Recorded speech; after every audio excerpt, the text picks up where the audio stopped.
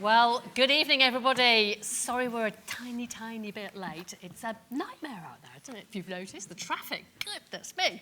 And poor Helen got stuck in the traffic as well, didn't you? Yeah, we never underestimate Kendal traffic, it seems. Well, as any of us who live here will tell you, oh yes. Good evening and welcome to one of the very first events of this year's Kendal Mountain Book Festival, which is presented as part of Kendal Mountain Festival. Fantastic to see a nearly full house to kick off this year's event, and not in the least surprising because we have such an inspiring adventurer and writer here with us today, the fabulous Helen Skelton, who is here to share her story with us. Now, I'm going to introduce Helen properly in just a moment, but before that, just a couple of things. I know that you will want to buy one of these when you've heard Helen and me having a chat. So you'll be pleased to hear that you can do that. Straight up through the double doors at the back in the Brewery's Sugar Store Gallery, just once we finish the event. And you'll be doubly glad to hear that Helen is going to sign some of them as well. Just a quick reminder, if you could please make sure that your mobile phone's turned off, that would be great. If you need any assistance whatsoever over the next hour, the volunteers that you probably noticed sort of wandering around and on the door will be here to help. So let's get going.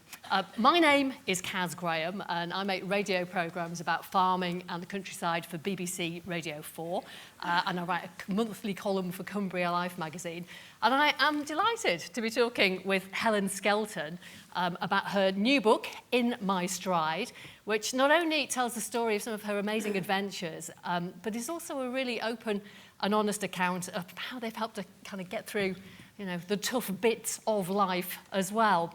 Helen, as you know, is a woman with a reputation for taking on seemingly impossible adventures in both her time as a Blue Peter presenter and also for Comic Relief. She doesn't agree with me about this, but I think that she could probably be on stage in her own right at almost, any of the Kendal Mountain Festival sessions taking place over the next 3 days, because she was the first woman to cycle and kite ski to the South Pole. She was the first woman to kayak all 2,000 miles of the Amazon River. She ran an ultra-marathon in temperatures of 40 plus in the Namibian desert, and she made it through to the final of Strictly Come Dancing, which, as I'm sure... And I'm sure Helen will say later on that is probably a real feat of endurance. We get all this kayaking up and down the Amazon. My God, that's hard work. She's a really familiar face on our TV screens, presenting BBC One's Country File, Channel 5's On the Farm, the Olympics, Rugby League. On the radio, she's reported and presented on BBC 5 Live, and a long time ago, Radio Cumbria, because she is a local woman. I could go on, but we would be here all night if I just went through all the things that Helen's done. Helen, when we see you at work on the TV, you always look like you're putting your absolute heart and soul into it, and you also look like, generally, you're having a blast. Is that fair? 100%, because I think I've always thought you get out of life what you put in. I think telly's a wonderful but bonkers industry, and it's not... I think the great thing about being from this neck of the woods, and it's something I go on about a lot because it's important to me, is telly's wonderful, but it's not the real world. So, you never know how long these things are going to last. So I was just whenever I get to take part of any of these things, I just think you've got to make the most of each bit because it'll be over. It doesn't matter what chapter of life you're in, nothing stays the same forever, good, bad, and everything in between. And that's how I've got through all the tough challenges and the good challenges. And Strictly, people used to say to me, oh, God, you look terrified. And I was like, I was, but yet you still love it because you kind of it's like a roller coaster. I don't think anyone sits on a roller coaster and thinks, this is the most wonderful thing in the world. Yeah, it feels brilliant, but it's gone like that. And that's kind of what I apply to all the telly bits is, and also it's not, it's hard, but it's not real, is it? In Tellyland, people make you coffee, people paint your face. Fake tans, you can't really whinge about it. Sometimes people come in, I do laugh in my job, and people come in oh God, I'm so tired, I'm so stressed. I'm like, what are you talking about? I watch my dad at work, he's knee-deep in cow shit in the wind and rain. I was like, that's working. Yeah, you've not been lambing yows at 2 o'clock in the morning, halfway up a hill in the snow, have you? And it is, I don't know, it's only as you get older, people will say, oh, we've got a phenomenal grounding, and you think, what? And then you get older and you get it. you know, I'm very lucky that I grew up on a farm and it was the most wonderful childhood. But like, my dad did real work. Yeah. You know, my mum has done all the jobs, worked in a factory at one point. I'm like, that's real work. All right, look, we'll talk about growing up, all that sort of stuff in a moment. I just wanted to ask, to kick us off as well, why have you written a book at the moment? Because it is not like you're twiddling your thumbs and sitting around with nothing to do, because you're working flat out and you've got 3 kids under the age of 10, which is really hard work. Especially my kids, they're wild. That's why I'm here. Whose on a fault is Thursday that? night. Why now? Because I was 40 last year. I think it's good. You know, it might be halfway. I hope it's at least halfway. And I think it's a good point to take stock. You know, like when you're in your 20s, you think, I know everything. And then you get to your 30s and you think, I knew nothing, I know everything now. And then you hit 40 and I probably think, oh, now I'm a grown-up, now I get it. And probably when I'm 50, I'll think, I didn't know anything then. So I thought it was a good point to just take stock and think, what did I learn then? What was good then? What got me through that? And it's almost like writing down the good bits. It was kind of making myself accountable. That, and, you know, my kids are at the age where they're young enough to still be a little bit impressed and only a tiny bit embarrassed. And if I leave it that's what I mean, if I leave it any longer, my middle son kept saying, Mum, will you come into school and talk about the Amazon? We're doing about the Amazon. And I said, yeah, of course. And my brother said to me, are you still dining out on that? That was years ago. So I thought if I don't do it now, it'll be too late to keep dining out on it. And also, as I said, my middle son's the one who wants me to go into school. My eldest son is like, please don't. Please don't. They're a great level of brothers, aren't they? You know, family, yeah. My God, they let you know who you are and where you came from. Oh, really. 100%. Yeah. Well, I mean, let's go back to who you are and where you came from. You're a farmer's daughter, grew up in Kirbythorpe, near Penrith, in the 1980s, Cumbrian through and through. And I mean, you never make any disguise of that in anything that you do, which is fantastic. What were you like as a kid growing up on the farm? Muddy, mucky. It's funny, and I don't think you know. I only know I can answer that question because I've got kids, and my family will say it's just like you. My kids are wild, like always up trees, always in rivers. You know, the other day we were with some friends, and my boys just stripped off and got in the river, and I was like, it was October. I was like, it's October, it's freezing. They're not bothered. But my parents are like, that's what I was like. And, you know, we were always kind of taught if you weren't muddy and mucky, then you weren't having a good time. So I was definitely like that. And I was the younger of a very talented brother. Like, my brother is I always say, you know, he is the talented, humble, quiet one with a complete opposite. Like, he's got genuine skill. I've just got a big gob. And I think when you've got a brother who's good, you're the one that's kind of like, look at me, look at me. You know, he was good at football and my family are football mad, so I think I was always kind of brought up to be, look at me, I'm going to jump off this table, everyone. so we've got Gavin, your brother, to thank for a lot of this then, haven't we? Oh, that's very good. I mean, did you, because you do loads of farming work, did you think about, like, farming, or was that just like, oh, I'm on a farm, No. I am so glad to be, I can't wait to leave and get away from the farm? What did you think? All the time. My brother and I used to fight over who got to go to the auction with my dad, and whoever was the best got to go, because he couldn't take both of us, or wouldn't take both of us, and whoever was the best that week got to go. And I always used to say to him about farming, and I think for my dad, he's the most humble man in the world. You won't find a man on this planet who can say anything bad about my dad. He just never wanted to force it on us, because for him it was never, I don't think he would have chose to do anything else, but for him it was never a choice. So I think for me and my brother, he was very much the opposite. He always kind of took a real step back, apart from when I was a teenager and he used to pay me 20 quid to muck out the cow sheds on a Saturday morning. And now I know why, because you stank. I absolutely stank.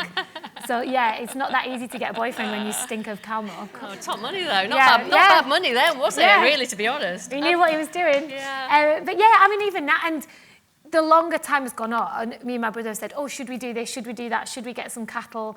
And we always talk about it, but I think when you're from a farming background, you know how hard it is.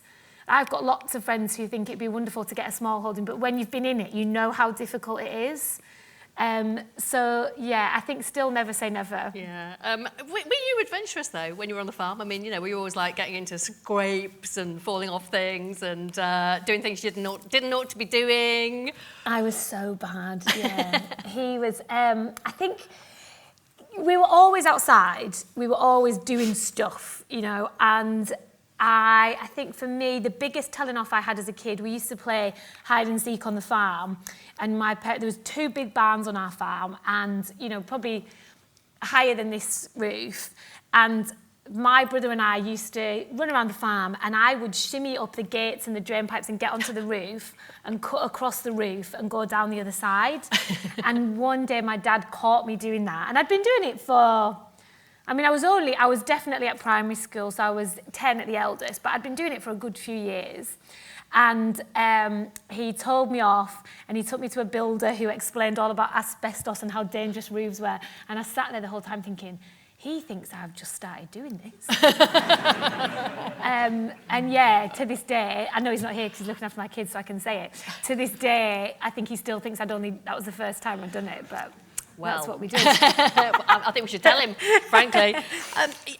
You said that because of your great big brother, who was fantastic and serious and, you know, mature and all of that, you were going, hello, it's me. So was that what sent you into broadcasting, do you think? Because you had got a bit of a big mouth and you just liked talking to people. Yeah. Was that what it was? I think I just like people. Like, I've always loved people and their stories and their quirkiness, and you know, it's funny, I never thought, right, I 100% want to be a broadcaster. But when I left school, my friend wrote in my yearbook, oh, I know you're going to be in telly and in radio. And I hadn't really thought that before. I like people, I was quite confident, I was quite outgoing.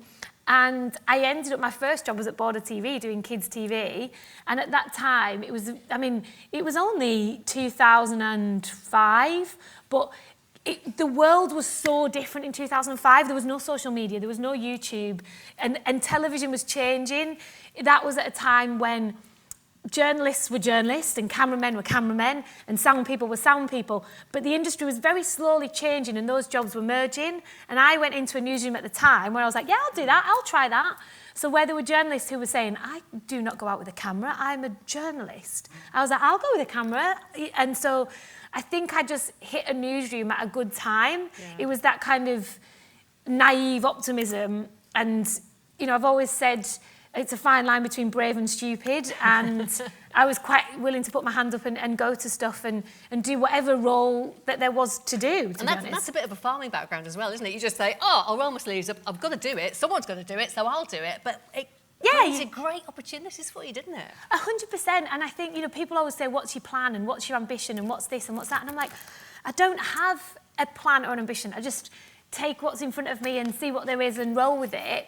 And I won't know until my passing whether that's the right way to do it. But for me, it means you never miss out on an opportunity, because I never think I can't do that because I never thought about what I could do. Do you know what I mean? I know that's a daft way to look at it, but for me, it's always meant that I've been able to jump in 2 feet to what's in front of me. Talking of people, hello, lovely James, taking pictures over there. What a wonderful man he is. Hey, James. I know that James has been working with you on your next project, which is coming up next year, but we'll talk about we're going to talk about that one later, because we want to talk about that. That's another series that's coming out next year, based in Cumbria, which has had James scrabbling around on the bottom of Ullswater, I believe, and all sorts of other things. We say working. I talk out loud. He works. True. Excellent. Okay. Well, look, you got into broadcasting. You did Border Birthdays on Border Telly, which any of us who come from this area or from the Border TV area will remember affectionately. But I mean, Blue Peter was probably your first really, really big break. And I mean, people say it's not just the best job in kids TV, it is the best job in TV, working on Blue Peter. I mean, what are your thoughts on that? Without shadow of a doubt, it is the best job in television. I actually turned the audition down because I was working at Newsround. And the auditions came up and they said, will you go and do it? And I said, no. I was like, they do singing and dancing on television. I was like, that is not for me. Thanks very much. Really? You know? And my boss at Newsround said to me, if you don't go for the audition, I'll sack you, because it's the best job in telly. And so, thankfully, I did go for the audition. And I'll be honest, even when I was there doing the audition, I wasn't quite sure it was for me, because at that time, you know, there were always like dressing up and recreating musicals and recreating films. And I was like, I don't know if I want to do this. But I was very lucky that I joined it at probably a difficult time in the show's history when YouTube, Facebook was literally just starting. It was the 50th anniversary of Blue Peter, and I think Blue Peter really had to fight for its relevance. It really had to, you know, we had to do. It's funny because in doing the book, I've been doing radio tours. The editor of Blue Peter is now Big Cheese at Times Radio, and he came to me and he said, when I look back at Blue Peter, and it was only, you know, 2008, he said it was mad because we were basically just, our job was to be as big and bold and make as much noise as possible to prove that we were relevant, because they were, you know, they were questioning whether it was relevant. And maybe I feel differently because I was on the show, but for me, as a parent, there is no show more relevant than Blue Peter. You know, Blue Peter was telling kids to be man, boy, girl, unicorn before any of that was on the agenda. Blue Peter was telling people to recycle before people were talking about sustainability. Blue Peter was telling people to go out and be whoever you want to be before we were all telling everybody to do that on Instagram. Yeah, it was aspirational. It told young people, and it still does tell young people, you can be who you want to be, you can do it. Yeah. And I mean, you kind of epitomised that for Blue Peter for quite a long time. And I mean, when you first joined, you were almost immediately sent off to the Arctic to go and camp next to bears and climb up and down crevasses in glaciers and all that sort of stuff, as you do. What did you make of that? It was like being dropped into a tumble dryer. Like, you can't resist it, so just go with it. And my first day at work, we went to Alaska for 6 weeks, and you know, it was like nothing that I'd ever experienced. I'd come from a newsroom where you'd have to go every morning with your stories and fight to get that commissioned, and then you'd go out and make it. And it was on you, you know, wasn't it? You have to find the context, make the story, get it back, get it edited, da-da-da-da-da. And you rock up in telly, and there's a whole team of people to do that for you. Like, all you have to do is turn up and stick in. And that's why I think the timing was right. You know, they'd say, okay, Helen, you've got to be dropped into a glacier and climb out. You're going to be dropped in the sea and swim from Asia to Europe. And where sometimes I think the other presenters, who are to this day 2 of my best friends, would be like, we've got to do what? And I'd be like, that's all we've got to do? Like, I think because where I'd come from, I didn't have to film it, I didn't have to edit it, I didn't have to find the context, I just had to do my bit. And I think that's why it worked. You know, even the high wire, everybody used to say, oh, gosh, the high wire, that was mad, that was... But I was like, all I had to do was 3 steps, then 3 steps, then 3 steps. The hard bit for that was people in the office convincing the people at Battersea Power Station to let a girl walk on a wire. This was when you did, I mean, it just looked so terrifying. I mean, you say that was all you did, but I mean, you walked from the great big pillars of Battersea Power Station on the front of the Pink Floyd album, and well, it's a shopping complex now or something, isn't it? But before they did that, you went on a high wire between them, and were you not? I mean, you were. You say in the book you were terrified. I was so scared I couldn't breathe. I had an earpiece in to remind me to breathe. I was so scared. But I knew, I mean, that came after I had done the Amazon, after I'd done the running. So I knew that I needed to do something that made the kids excited in a different way, because I'd done some endurance things, and at the end of the day I always wince when people say, oh, adventure, because I'm not an adventurer. I'm a person who makes telly about adventures, and I knew that our job was to make telly that caught kids' attention, and we just needed to do something different, so it needed to look terrifying, and it was. Well, I mean, I'm really interested there, because you say I needed to do something that was going to do this for kids, it was going to really engage them and all of that. Why did you need to do that? What is it that drives you to do that sort of thing and to think it's my responsibility to do that? Because it comes back to what I said at the beginning. I always think you get out of life what you put in. And my job as a Blue Peter presenter was to excite kids about the world. And I went into this place, this phenomenal platform of bonkers mad editor who was like, okay, how can we make Blue Peter make as much noise as possible? It was on BBC One, which is, you know, however you watch your telly, it's still the biggest channel. And as I say, that was before Netflix and all that. That's what people watched. I was like, that's the window for kids to get excited by. And I just wanted to make the most of every opportunity in front of me. And again, like I said at the beginning, because I know these things don't last forever, You know, I'd worked at Radio Cumbria and had a great old time and thought that was what I was going to do forever, and then it stopped. And so I thought, at some point, Blue Peter's going to stop by my choosing or their choosing. So while I'm here, I want to do the biggest and best things that I can for me and for them, because nothing does last forever. Yeah, and sometimes you did go into those things without really knowing what you were letting yourself in for. Most of the time. Would that be fair to say, yeah. Helen Skelton? Yes. I mean, I read about when you went to Namibia for the programme and you did this ultra marathon, right? And you'd hardly done any running at all before. Ultra marathon? Did you have a clue what you were going to do? No. Not at all. And I think, again, it's that ignorance is bliss kind of thing. You know, the ultra marathon came about because they said, right, we want you all to do a challenge. And as I say, it was the 50th year, so they needed to be relevant. We want you all to do a challenge. And I said, oh, I love those people that do Marathon des Sables. I just think they're so impressive. And my boss said, you can't have a week off work, but you can't, because obviously you had to That's run. going through this, that's a big race in the Sahara Desert. Yeah. What is it, 6 days or something like that? I think it's 7 days, and you do the equivalent of a marathon every day. Yeah. And they said, you can't have 7 days off work, but you can have a shorter amount of time. There's this event where there's 80 miles in 24 hours. Do that. And it was that sort of brilliant naivety that we were like, yeah, fine, I'll do that. Did you go, oh, is that all? Yeah, I was like, I'll do that. Yeah, I'll do that. And then I ran 10 minutes, and I thought my lungs were going to fall out of my body, and I thought, what am I doing?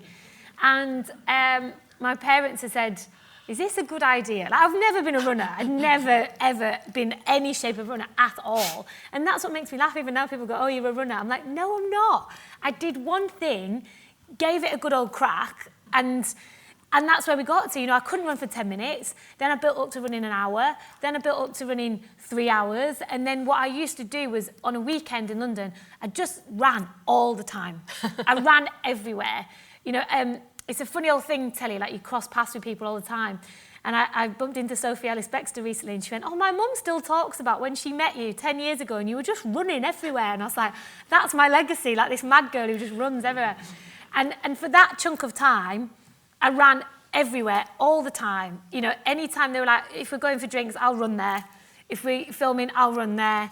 And so got myself to the start line at Namibia.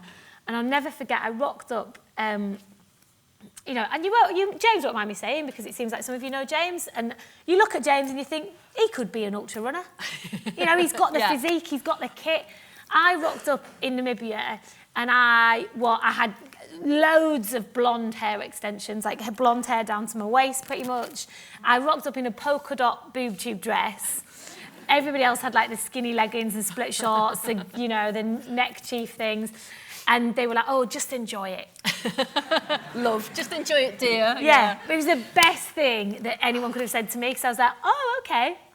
And I found out later that they hadn't had a bet on if I would finish. They had, all of the people behind the scenes had a bet on at what point I would drop out. And you didn't drop out. I know. But lots of other people did, didn't they? 24 set off and only 8 of us finished. And is it right that yeah, exactly.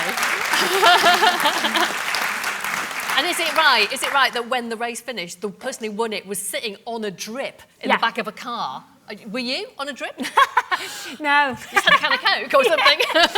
It was so intense and so extreme. And, you know, and this is a terrible thing to admit, but I'm gonna, because I feel like I'm probably related to half of you. I'm definitely related to some of you.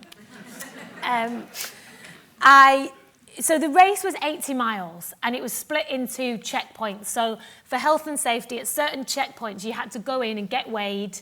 And obviously we had all our stuff with us, so like our water and like certain safety lights and things like that. So you've got your little backpack, and you had to go in with your backpack, get weighed, etc.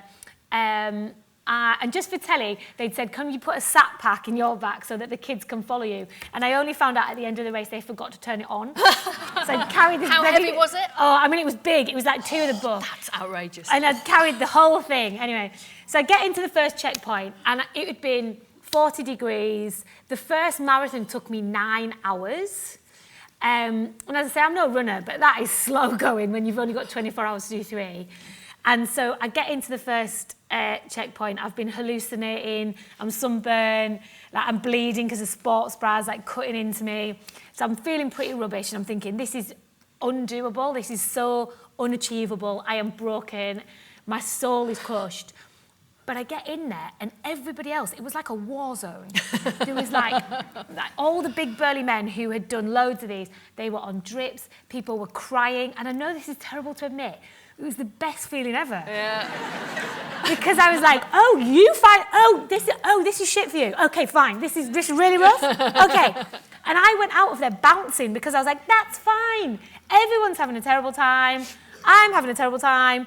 That's all good. But I think for them, it had shocked them because they'd all gone into it being like, oh yeah, we're going to win this. And they were taken aback by how difficult they were finding it. Whereas I was like, I'm a kids' TV presenter in a boob tube dress. You all think I'm going to not finish this. So surely I'm going to find it hard. But if I find it hard and finish it, that's amazing. And it was just a really amazing lesson in being humble. You know, it was tough, and that's all right. It's meant to be tough. It's a desert, for crying out loud, and it's an ultra marathon. So I was all right about it being tough, and that was just, it was such a good lesson and such a good feeling that I was like, it's tough, but we can keep going. And I just did, and then the night fell, so it got cooler, and I chalked off the miles until we got to 80. Wow, that's an amazing achievement. Really, really well done. Thank you. And I guess that, you know, for you after that, you think, bloody hell, I did that. I'm superhuman. Did you always think, I can do things. If I set my mind to it, I can actually do things. I mean, that must be a really liberating and exciting thought. And I think that's why I'm such a big person. Oh, alarm, turn the oven off. Who's left the oven on? Or the car parking, or the kids. Has someone forgotten to pick up their kids? Because that's bad. Yeah, that is bad. Not uncommon, but bad. Yeah. I don't think I ever thought I'm superhuman, but what I definitely thought was something can be absolutely horrible, terrifying, bad, uncomfortable, like gut-wrenching.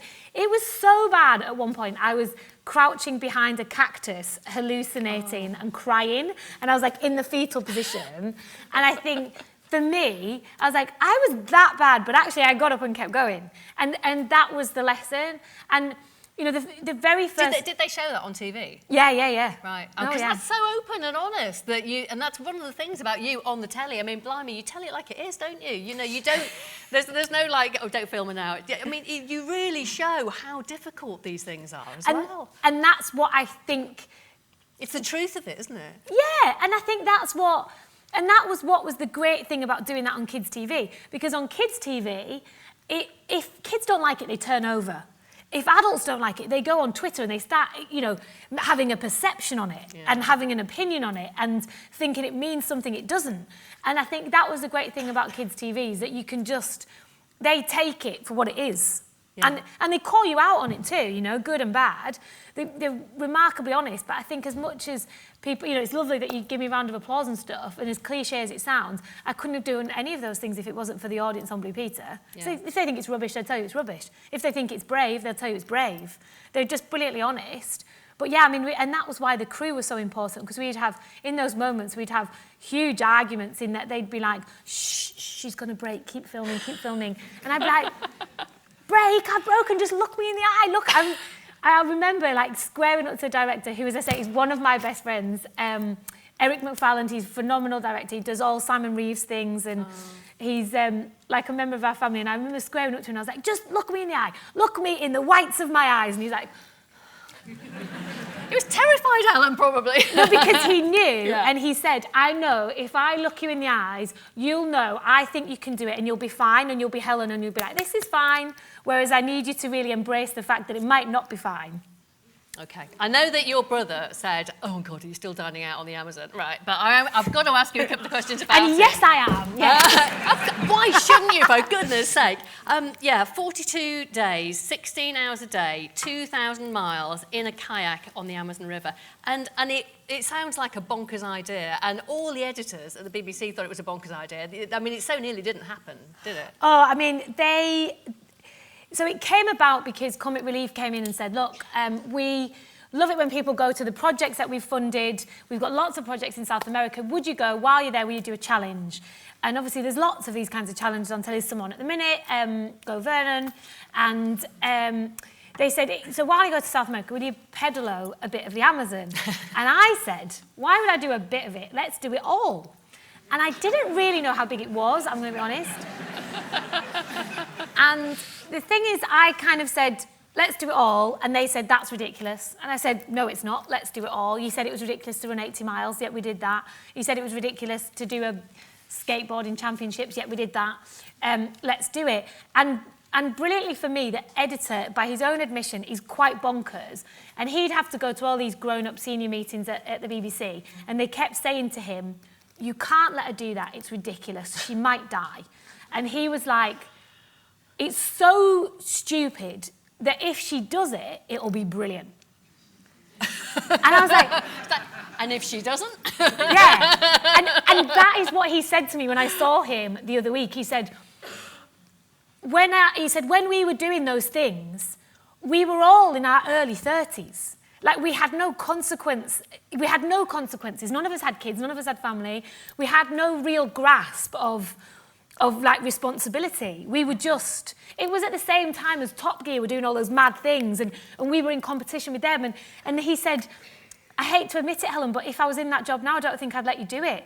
And I said, well, thank God you're not, thank God we did that. So I guess it's about the risk, isn't it? And risk and reward.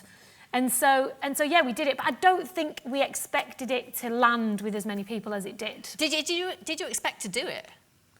And did they expect you to do it? I mean, did they expect you to finish it? And did you expect to finish it? I don't. Because you hadn't even really been in a kayak before you went, had you? Oh, I mean, no. you weren't a kayaker or anything. No. Let's be serious about this. No, like one of my friends took me. This is what I love about all these wonderful lakes programs. People go, oh, tell us about when you were a kid. And I was like, I didn't kayak. Like, I didn't. I went to kayak and in front of so the BBC send all these clever people to assess you so that it can tick their forms and say, yes, she's safe around water. So I was like, I've got this, it's fine. So they were all stood there with their clipboards and like, can you get in the kayak? I was like, not a problem, no worries. Go to the kayak and reverse in, so I went straight in the drink. And yet somehow they still let me do it. So no, I'd never been in a kayak really.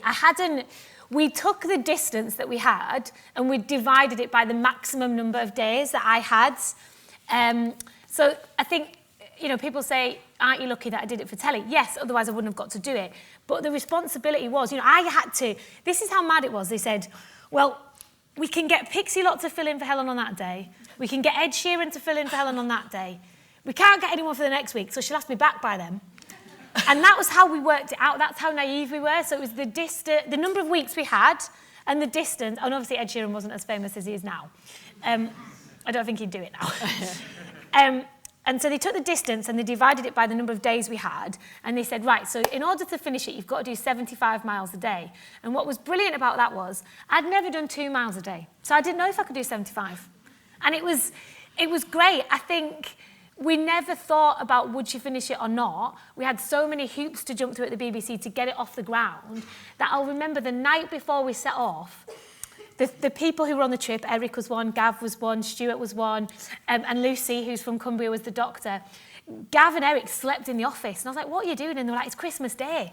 Like, it was such a big deal to get to the point. And anybody who's done expeditions and adventures will know better than me. Getting the logistics and the funding and all of that is the hard bit.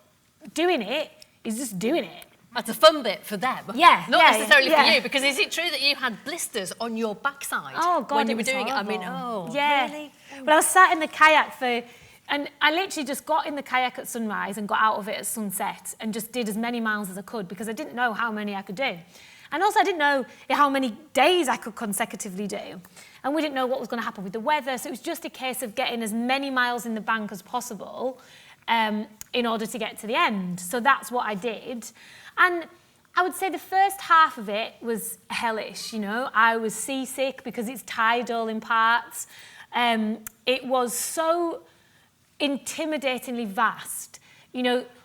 I would be going down the river and there'd be boats coming towards me that had 14 Arctic lorries on the back. That's how big the boats were.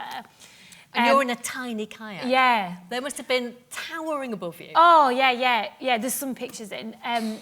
In the book. It's available at that job. I'm joking. Do not have that. And at some points, it's 5 miles wide at some points. And so it was intimidatingly large. And there were days when, I think, a couple of weeks in, I just started crying. I had blisters all over my back, I had blisters all over my hands. And I was like, what are we doing? And Eric and Gav were like, don't wish it away, don't look at it like it's forever, big Elton John fans. And we decided at that point to have the map, and I'd just colour in the bit that I'd done each day and then fold it under.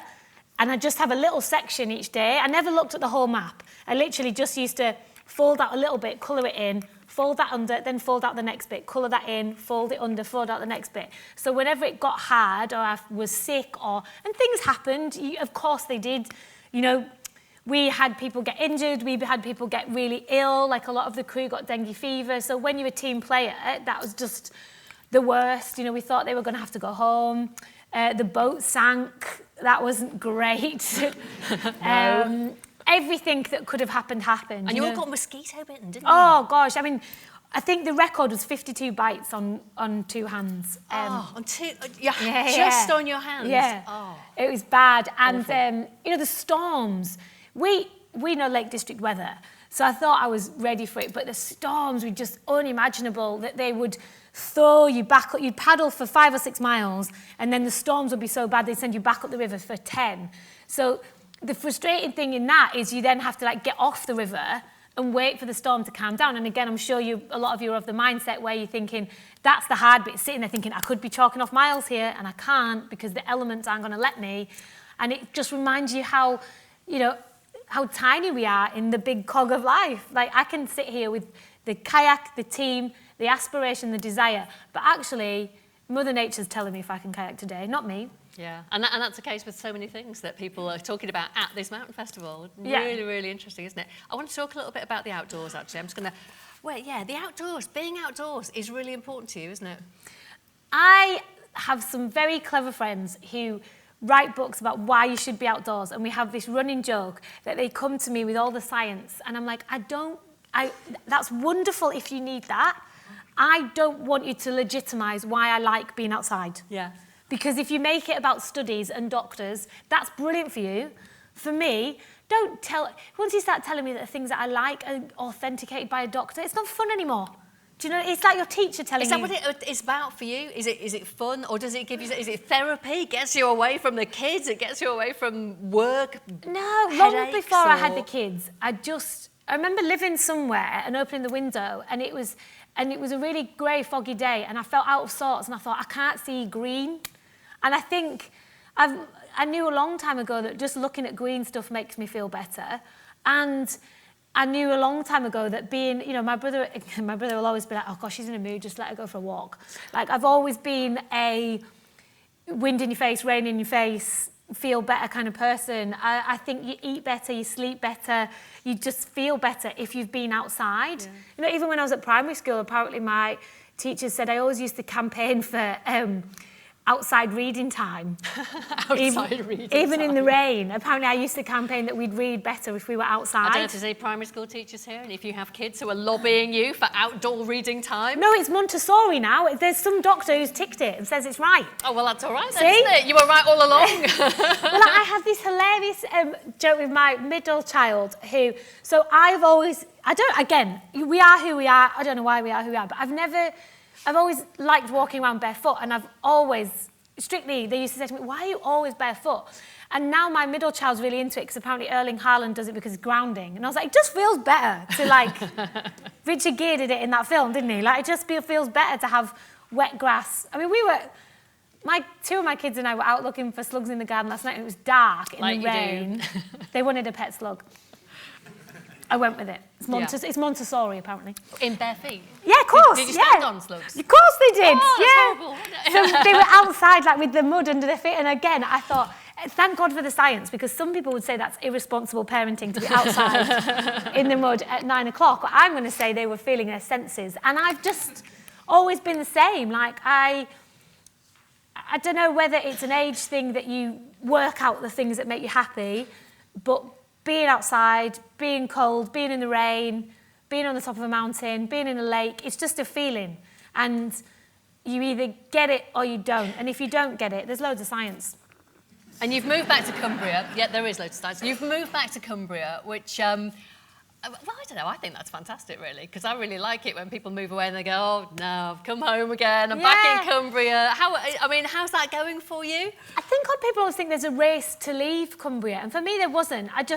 That's where the jobs came up. Like, I worked at Radio Cumbria, then I didn't, so I went to Newsround and then Blue Peter, and even when I was doing Blue Peter, they used to laugh because wherever we went in the world, I'd always go, "It's a very much like Cumbria but bigger," and they're like, "No, it isn't." It is though. Alaska. I went to Chile. That's what I thought. There, it's just like Cumbria. Just the mountains are a little bit bigger than the lakes, and it's all in the clouds as well. So yeah, I know. I got over it after a little while. Coming back to Cumbria. That made Strictly possible in a way, didn't it? 100%. I mean, all of the adages are there for a reason. Like, with kids, it takes a village. And, like, my kids are raised literally by the village. You know, sometimes my house, and vice versa. Sometimes my house is like a scene from Annie, you know, there's like 15. I genuinely went, we live in an old house, it's got an old-fashioned pantry. I went into the pantry one day and there was a kid and I was like, "Who are you?" Like, Stop eating that. You're not one of mine. But I think that is what's nice, is that, you know, my house is full of kids. My kids are in everyone's house. My mum lives down the road. My brother lives down the road. And it's so funny. I'll never forget the first time that I brought Io and Joel, who were my Blue Peter co-presenters, and I brought them to Cumbria for the first time. Io had been brought up in Nigeria, Joel in London. And we went into Penrith, and I went to the pub, and the guy behind the bar I'd gone to school with, and we were chatting. And I went and sat down, and they were like... and I went, "What?" And they went, "Do you know him?" And I was like, "I went to school with him, yeah, like my friend went out with him for a bit." And they were like, "Oh my God, it's Emmerdale Farm, isn't it?" And I was like, actually, I do get it now that it is very much, and I get everything, it's a running joke. So I did a series with Dan Walker in the summer, and a lot of it we filmed, we did the peaks, so we ended up doing sort of Dufton, and basically we dipped our toe into Cumbria, and he was like, "Oh, I bet you know some," and it became a running joke that on every shoot we did, I knew someone who knew someone, because that's, when you're young, you think that might be suffocating, but the older you get, you realise the wonder of that community is so reassuringly fabulous, because it lets you be whoever you want to be. Like, sometimes the reality is we all have bad days, we all have rough days, we can all be a bit of a prat sometimes, but when you live in this wonderful framework where everybody knows everybody, and somebody knows your dad, and someone knows your sister, and someone knows your brother, and you maybe went out with their cousin, it doesn't matter if you have a bad day, because they know you're not like that most of the time. And there's always someone willing to help you. And I've been very lucky. I've lived London, France, Manchester, etc. There is a lovely feeling about coming home that is hard to... It's just a feeling.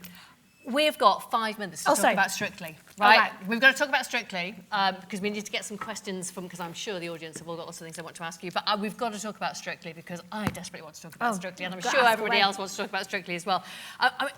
Let's just start. There were so many reasons why you might not have done Strictly, Helen. You just separated from your partner, your husband. You've got a 6-month-old baby and 2 kids, you know, under the age of about 8 then. Yes. Why did you do it? How come you did it? Because I know a lot of the people on Strictly, with Strictly, the hair people are the best, the makeup people are the best. I guess a lot of reasons I didn't think about it. There's so many ways to answer that question. Some of my friends had gone, "Do you know what, Helen? You either need to go to a juice retreat or do Strictly." A juice retreat? Well, do you know what I mean? You know, like some people get a haircut. Go and do yoga, whatever, And it came up, and I literally said to the booker, "Can I bring my mum and like to see the show?" And she said, "Do it." And genuinely, I don't know how, it'd been on the paper for months, Helen's going to do Strictly, Helen's going to do Strictly. Hand on heart, I didn't get asked and I didn't say yes until they'd started announcing people. They'd announced Kim Marsh, they'd announced other people. So the reality was I didn't have a massive amount of time to think about it. They said, "Do you want to do it?" I thought, if I've learned anything in life, you can overthink things. Ignorance is bliss. I didn't know anything about the Amazon yet, I did it anyway. Strictly, I didn't really know if I could make it work, so it was the perfect time to make it work. Sometimes if you overthink things, you talk yourself out of it. You just dived in with that naive optimism, like you were talking about earlier. Exactly. And when you dived in with that naive optimism, did you then feel out of your depth? It was the most terrifying thing I'd ever done in my life. Because I was like, fine, this will be great, I'll do it. Lots of my friends who'd done the show before, Oria Duba, Dan Walker, Gethin Jones, were like, seriously, they're like, what the hell are you doing? Like, is this... In a nice way, I think the thing about Strictly is, it's on the telly, it looks like dancing. When you're in it, it's like being stood on this stage naked in front of lots of people that you like. And this is the only thing that I can explain it to. Imagine putting yourself on this stage naked, the room's full of loads of people that you know and your peers and your colleagues, and they all get to ask you a question that's about the worst bit of your life. Whatever your Achilles heel is, they know it. And so I think Dan and Gethin and the boys knew that, and they were like, you know, at the time, I mean, I was like on the national newspaper every bloody day. Yeah, you're like, having an awful time. Let's be honest about it. You're having a really rough time in real life, weren't you? And then you had to go on the telly and look like you were having a ball, didn't you? With sequins and everything. And that's the thing. Like, I just thought, you know, it's going to be so noisy. It'll be louder than that. It'll drown it out. But actually, you get there and they put the best makeup on you, the best hair, the best costume. And you'd be like stood there and they're all going, oh my God, you look amazing. And I remember saying to Gorka, do I? Or do I look like a tit? Because I've got a wig on. I've got, do you know, like, and he's so wonderful that he'd be like, honestly, imagine like the what best. What did he say? Did you trust him? Oh God, yeah, and I very early on trusted him. And as I said, like, it's so wonderful, but you know yourself, like any women, like, imagine someone giving you a dress that's nothing like you would ever wear, and they're like, you'll look great in that, and you're like, will I? Because I've got to do school run on Monday, and they'd be like, and also, you know, the dancers, they are the most wonderful people, but they're so out there. Like, they don't walk into a room, they walk into a room. and they want you to be like that, and I think, for Gorka, bless him, like you've got Fleur, she's a pop star. It's what she does. Like she's out there, and she's so fabulous. Like she's one of my best friends. She's so brilliant. But she walks into a room, she's owning it. She's wearing like ridiculous clothes and looking sensational. Molly's walking into every room and singing. And I remember me, Ellie Taylor, and Kay Adams in the corner, and we're like, oh my God, like, it physically hurts. Like it all hurts. And you know. And the first week, I hid on the fire escape, and I was like, why do we have to do it in front of people? Like, and also, and it's just lots of it is so uncomfortable, and it all takes getting used to, you know, like the touchy-feely. The very first dance that we did, and my colleagues still take the mick out of it, I had to walk onto the stage and pretend to be writing, and even that, I felt like a total tit. I was like, but I'm not actually writing. And he's like, no, just pretend to be writing. And I was like, but I'm not actually writing, am I? And he's like, just pretend to be writing. And then he had to stroke my face. And every time he stroked my face, I was like, whoa. So goodness knows how it was when you did that cabaret dance. I mean, heavens, you had to come a long way to do that, didn't you? That's what I mean. That was quite a raunchy dance. The very first, it's weird, you know, like, if you've never, has anyone done ballroom dancing? It's very physical, guys. Like, it's as physical as you can get. And, you know, even holding someone's hand, you're a bit like, why are we holding hands? Like, so it's very uncomfortable, but I think that's what's good about it. And in terms of the challenge, you know, the physical challenge, we've talked about, like, you know, Namibia, we've talked about the Amazon and all that sort of stuff. Was this equally tough in a way? Yeah, it's tough because it's the sort of mental side of it. Like, there was a lot going on in my personal life. There were loads of things to deal with. Then you're trying to learn a dance, which, I mean, it's 2 minutes. It's like, you should be able to, but it's not something you've ever done. So it is weird. And then I think the trick is, and it only as the weeks went on, I got it, it's not about the neck down. It's about the neck up. And they'd go to me, Helen, you look terrified. And I was like, I am. But it's not, you're not allowed to look terrified. You know, and the funny thing is that when you finish the dance, I'd always go, is that all right? And he'd be like, never ask me if it's all right. Doesn't matter if you've mucked it up. Jump around like it's the best thing you've ever done. Showbiz, darling. Because they believe it. Yeah. But it is. And they used to say to me, Helen, you've just got to own it. And for the first few weeks, I was like, I don't know what you mean. I own a house. I own a car. I don't know what you mean. And bless him, God love him, he said to me, you know your nails are always chipped, Helen. I was like, yeah. And I was like, I know, with the kids and work. And he goes, yeah. He goes, instead of sitting like that, sit like that. Because he's like, that's your badge of honour. You've got kids, you work hard, you're grafting, you haven't got time for that. And he's like, that's owning it. And I thought, what a wonderfully empowering thing to say. Helen, I could do a really corny link now and say, well, I think you've owned the stage Oh, tonight, dear. Helen Skelton. Thank you very much. However,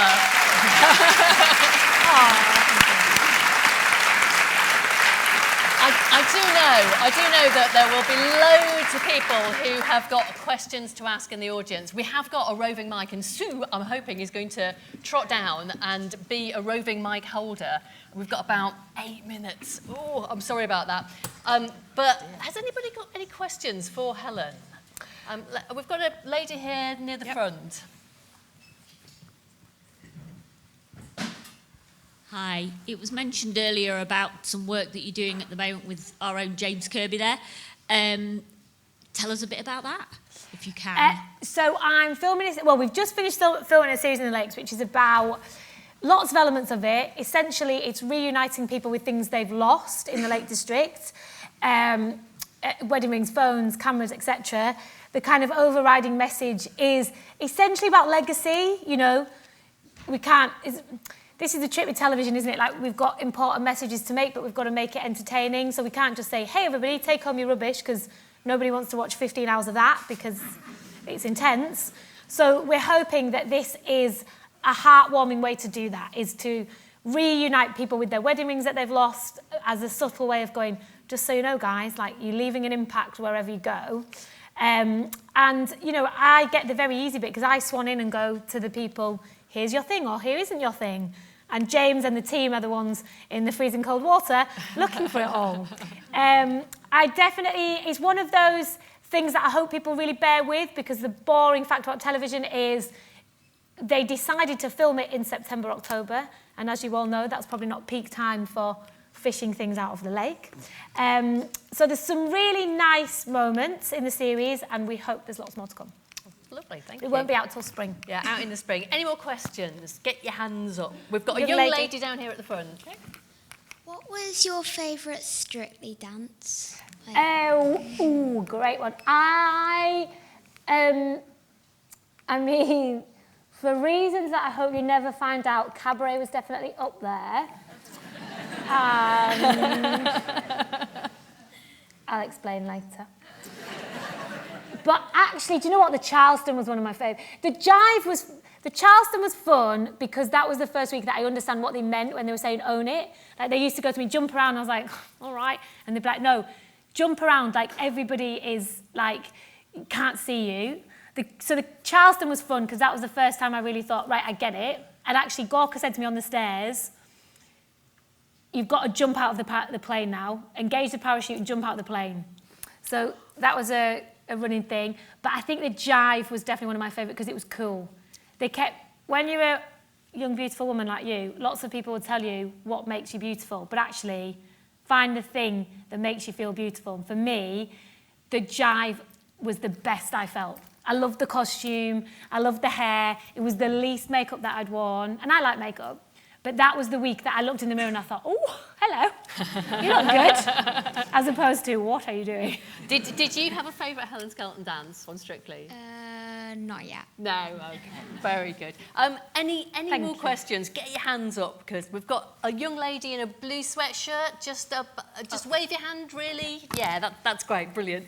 And Sue will make her way up to pass the mic to you. What was your favourite place to go in the world, but you would want to go back to? Do you know what? I really loved India because I didn't think I'd like it. It wasn't the top of my go-to list, but we spent a lot of time in Mumbai and we did loads of appeal filming, and it was kind of really old school, drop into a really intense environment. And I was there the first stint for 4 weeks, filming with a charity, and it was... The thing about the part of India we were in was everything was so intense. The people were really intense. It was a part of the world where they didn't see a lot of white people. They definitely didn't see a lot of blonde people. So there's a lot of people who would be like right in my face, touching me, taking bits of my hair. And I think you think the world is a lot smaller and that doesn't happen, but it still did. And it was, for me, it was so different. That's what I liked about it. Nothing was yellow, it was like neon yellow. Nothing smelled good or bad, it was amazing, or it stank. Everything was really intense, and I loved it because I wasn't where I really wanted to go. And so I think that's always the good thing. It's a good approach to take. Go where you don't want to go. You might be surprised. Wow. Any other questions? Should we get somebody from over the other side? I think we've got a person in an orange jacket right at the back. While you go, shout from the front. Yeah, shout from the front, really loud. I was going to say, you've said in your previous challenges that you've had people doubt you for completing those challenges because you're a woman or you're on television. Oh, every single one. So this lady's just said people have doubted you in your previous challenges. How did you sort of deal with that? How did you move past that in order to complete those challenges? And how did you manage to get over that in order to complete those challenges, having that doubt from other people? Because I think actually that's a really good, that's the best thing they can say to you. Because you don't think, like the marathon, the ultramarathon, you guys don't think I'm going to finish this. Okay, so if I don't finish it, I've lived up to your expectations. But what if I do? Like, I'll exceed what you think. And I actually think, I mean, especially now, there's so many ways to comment and be in someone's life and doubt and cast aspersions. But I think I've always been a big one about backyard. Like, don't come in my backyard with your doubts and your hindrances, and I won't come in yours. And I think that's applicable to all areas of life, relationships, jobs, challenges. I know it sounds daft, but I'm not in anyone else's head, so I don't know why they get to have space in my head. And I know it's easy to sit here and say that, but social media's got this weird thing, like, why do you let people who you know nothing about let you question yourself? Like in my line of work, I post and ghost. So I'm really sorry. Sometimes people go, oh, you never commented back. And I'm really sorry, I don't read it, because you're not in my house. So Is other people's doubt a motivator for you?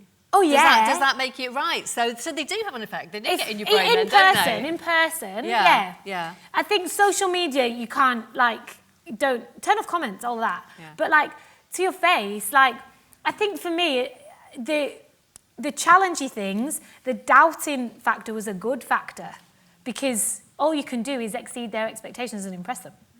Very good. Question up at the back. We've got the lady in the orange coat there. Sue is on her way with the mic.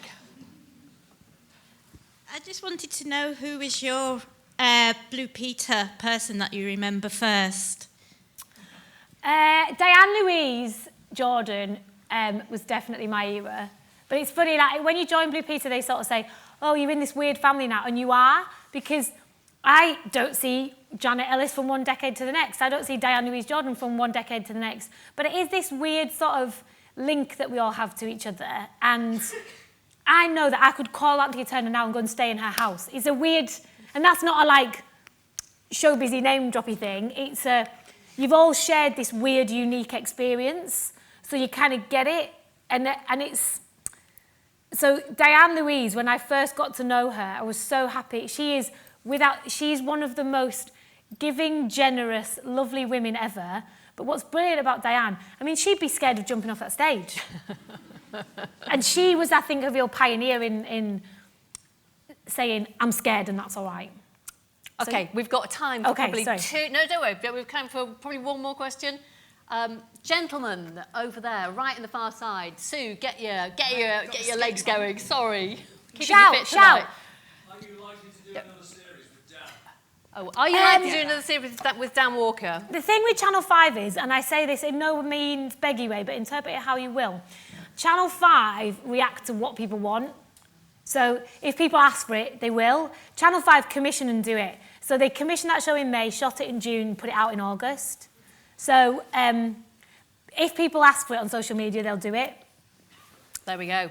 That is all we've got time for. I am so sorry that is all we've got time for, but it's been brilliant. Helen Skelton, thank you so much. If you would like to buy Helen's book, let me just tell you this before you clap for her. Go up the stairs at the back, and they will be for sale there, and Helen's going to come up in a minute after she's had a quick drink or something and sign some books. In the meantime, Helen Skelton, it's been fantastic. Before you finish, let me say I get lots of love and praise for being local and doing what I do, but I think that love and loyalty is also for you, Kaz. You fly the flag for our country. It's true. It's true. Helen Skelton.